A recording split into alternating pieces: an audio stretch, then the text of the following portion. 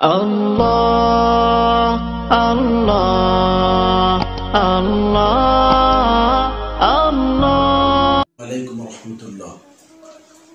নাহমাদু রাসূলুল্লাহ আলা রাসূলিল কারীম, আম্মা বাদ। ফাউযু বিল্লাহি মিনাশ শাইতানির রাজীম। বিসমিল্লাহির রহমানির রহিম। ওমা খলাকতুল জিন্না ওয়াল ইনসা ইল্লা লিয়াবুদুন।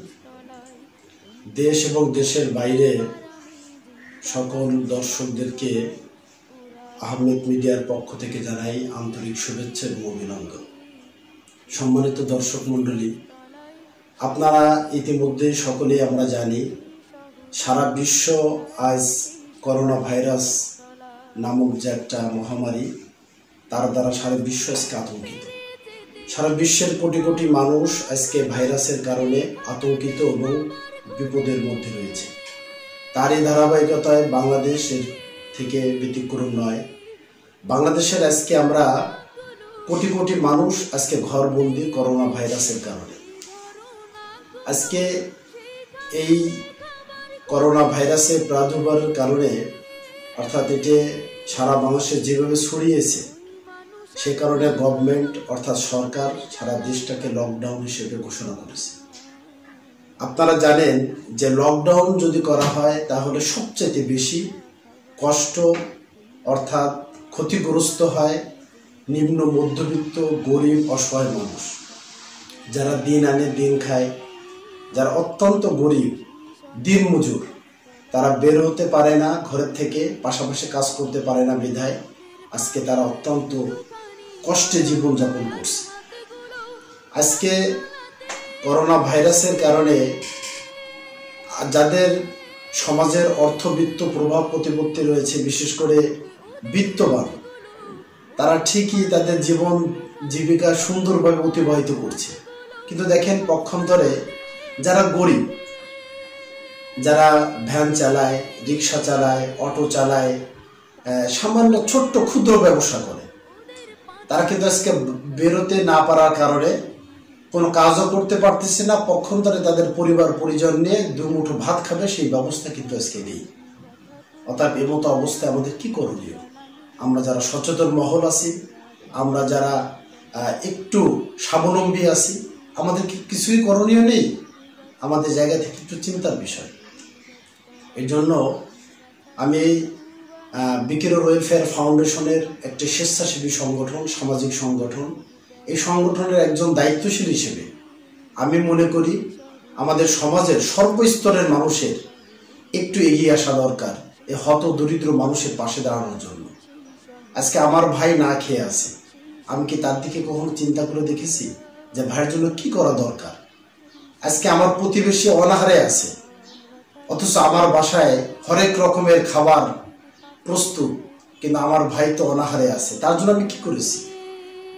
এর জন্য সাহায্যের জায়গা থেকে আমাদের প্রত্যেকের এগিয়ে আসতে হবে। বিশেষ করে স্বেচ্ছাসেবী সংগঠন বা সামাজিক সংগঠনের যারা আমরা রয়েছি, আমাদের কার্যক্রমটা একটু বেগবান করা দরকার।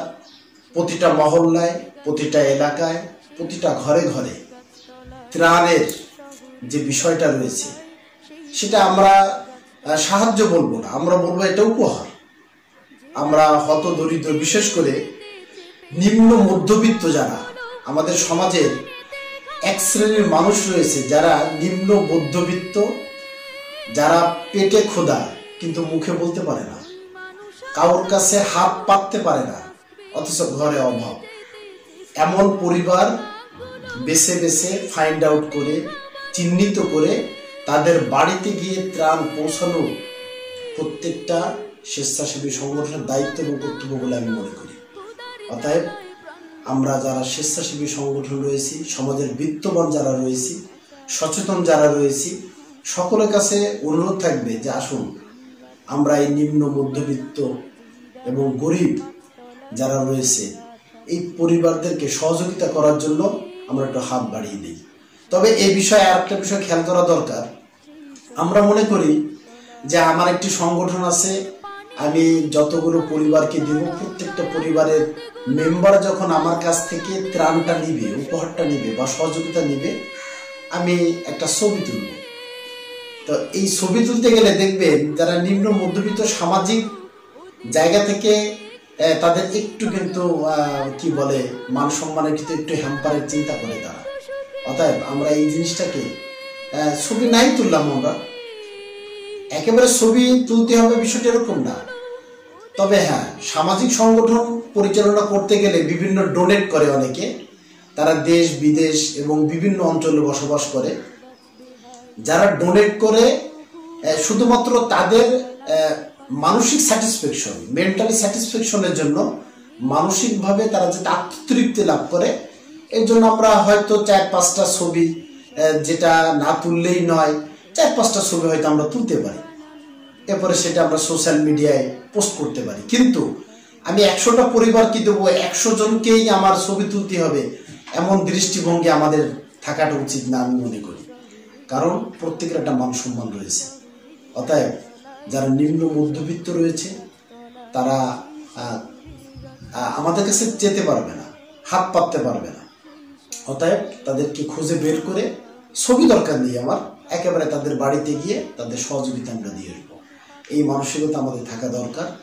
পাশাপাশি যারা সমাজের বিত্তবান রয়েছে, অর্থনৈতিক দিক থেকে যারা স্বাবলম্বী রয়েছে, আপনারা সকলেই এই লকডাউন কবে শেষ হবে এর কোনো ইয়ত্তা নেই, কবে যে এর সমাপ্তি হবে এখনো নির্দিষ্ট না। অতএব আপনি একবার দিয়েছেন আর দিবেন না, এমন মানসিকতা থেকে আমাদের বেরিয়ে আসতে হবে। কারণ আপনি যাকে সহযোগিতা করেছেন, দেখেন 1 সপ্তাহ বা 10 দিন পরে তার পরিবারে আবার অভাব এসেছে, কারণ সে তো বাইরে নামতে পারতেছে না, সে তো কাজ করতে পারতেছে না। অতএব 10 দিন পরে প্রয়োজনে আপনি আরেকটু সহযোগিতা করেন, যতক্ষণ পর্যন্ত আপনার সহযোগিতা করার ক্ষমতা, আপনার অবস্থা রয়েছে। আর অর্থবিত্ত, প্রভাব প্রতিপত্তি সবকিছু কিন্তু আল্লাহ তাআলার দান। অর্থাৎ এর থেকে যদি একটু মানুষের দাঁড়ে গিয়ে যদি আমরা সহযোগিতা করতে পারি, তাহলে এটা সবচেয়ে ভালো একটা কাজ হবে বলে আমি মনে করি। তো আমাদের বিকিরণ ওয়েলফেয়ার ফাউন্ডেশন করোনা ভাইরাস যখন বাংলাদেশে ব্যাপকভাবে শুরু হওয়ার যে একটা আলামত আমরা যখন পেয়েছি, তখন আমরা জনগণকে সচেতন করার জন্য হ্যান্ডবিল বা লিফলেট বিতরণ করেছি, আমরা মাস্ক বিতরণ করেছি। পাশাপাশি এই কিছুদিন আগেও আমরা প্রায় 150 পরিবারকে আমরা সশরীরে তাদের বাড়িতে গিয়ে ত্রাণ বিতরণ করেছি। আমরা এখানে কিন্তু ছবির বিষয়টাকে কোনো প্রাধান্য দেইনি। পাশাপাশি আমরা আরও একটি উদ্যোগ নিয়েছি, সেটা হলো আগামী 25 তারিখ থেকে সম্ভাব্য রমজান মাস শুরু হচ্ছে। আমার বাড়িতে হয়তো সেহরি এবং ইফতারের জন্য হরেক রকমের খাবার থাকবে, কিন্তু আমাদের সমাজের অসংখ্য পরিবার রয়েছে, তারা সেহরি কি করবে, ইফতার কি করবে, এমন অবস্থা কিন্তু তাদের নেই। অতএব আমরা তাদের সেহরি এবং ইফতারের জন্য এই মুহূর্তে আমাদের একটা কার্যক্রম আমরা হাতে নিয়েছি। ছোলা, মুড়ি, এরকমভাবে ইফতার এবং সেহরির জন্য যে যে খাদ্য দিলে ভালো হয়, তার একটা উদ্যোগ আমরা নিয়েছি, যে আগামী রমজান মাসের শুরুতে আমরা প্রায় 4 থেকে 500 পরিবারকে এগুলো তাদেরকে সহযোগিতা, তাদের দ্বারে দ্বারে গিয়ে তাদের ঘরে যে আমরা পৌঁছাই দেব। এর জন্য আপনারা যারা সমাজের বিত্তবান রয়েছেন, যারা অর্থনৈতিক দিক থেকে স্বাবলম্বী রয়েছেন, যারা সচেতন রয়েছেন, আপনাদের সকলের কাছে বিকিরণ ওয়েলফেয়ার ফাউন্ডেশনের পক্ষ থেকে আপনাদের একটু এগিয়ে আসার জন্য আমরা অনুরোধ জানাচ্ছি। আপনারা আমাদেরকে সহযোগিতা করবেন। পাশাপাশি আহমদ মিডিয়া এই চ্যানেলটিকে আপনারা সামনের দিকে এগিয়ে নেওয়ার জন্য বেশি বেশি সাবস্ক্রাইব করবেন এবং আলোকিত আলোচনার সাথে আপনারা থাকবেন, সহযোগিতা করবেন। এবং আমরা আশা করি যে আমরা প্রত্যেকটা অসহায় মানুষের মুখে হাসি ফোটাবো, এটাই আমাদের অঙ্গীকার হোক। এই আশাবাদ ব্যক্ত করেই আল্লাহ তাআলা আমাদের সবাইকে সুস্থ রাখুক, করোনা ভাইরাস থেকে মুক্ত রাখুক দেশকে, জনগণকে। এই কথা বলেই আমার আলোচনা শেষ করছি। আসসালামু আলাইকুম ওয়া রাহমাতুল্লাহ। সেই শহরের গাছতলায়